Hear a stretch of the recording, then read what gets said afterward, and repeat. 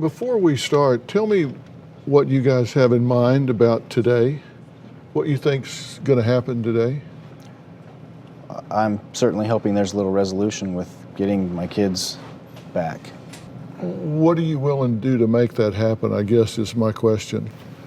I feel like I've done everything I know to do to this point, so this is one more avenue that I'm certainly trying to make that happen. I'm willing to do whatever I need to do. And how about you?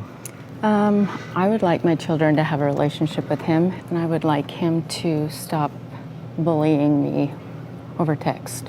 I've been doing this a long time. I'm really good at this. And if you'll listen to what I'm telling you, then I'm about family unification, not fragmentation. I'm not interested in fragmentation. You're doing a good job of that on your own. I'm interested in bringing this back together. You back into the kids' lives, they need their dad. Sure. They need you guys to start acting like adults, and you're not doing that. And I asked you guys to do something for me. I ask you each to write a letter. The story I'll tell myself if I don't get what I came here for.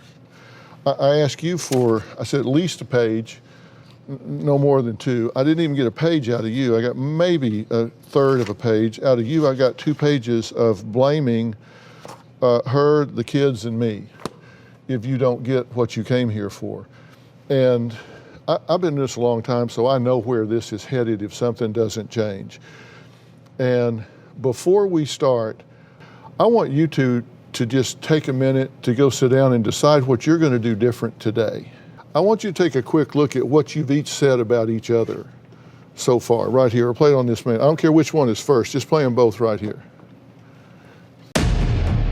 I've lived every day for the last 6 years in hell, having been erased and abandoned by my kids.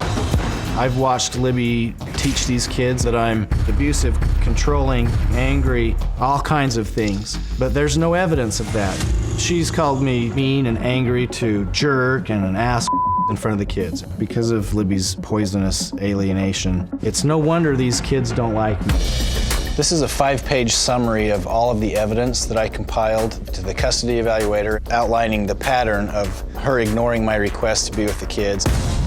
On many occasions, Libby refuses to abide by the visitation orders. Libby's moved their schools and moved their home and won't give me the address for months, but I'm become controlling and abusive and angry if I'm upset by the fact that she's moved them and hasn't told me. Since our separation, I've had to go to the extremes of calling the police to get my kids when necessary. This is the first of a number of police reports. There have been a number of times as I've gone to pick up Jessica and Carol that she's had them hiding, or she'll let them know that they're old enough to decide. If they don't want to come, they don't have to come. When I got a restraining order against Libby, she filed a retaliatory restraining order against me, claiming that I was abusing my kids, that they're in fear for their lives. She'll tell you on the surface, oh, I want my kids to have a relationship with their dad, but he's just so mean, he's so controlling and abusive. It's a no-win situation for me. I'm damned if I do, damned if I don't. Enough is enough.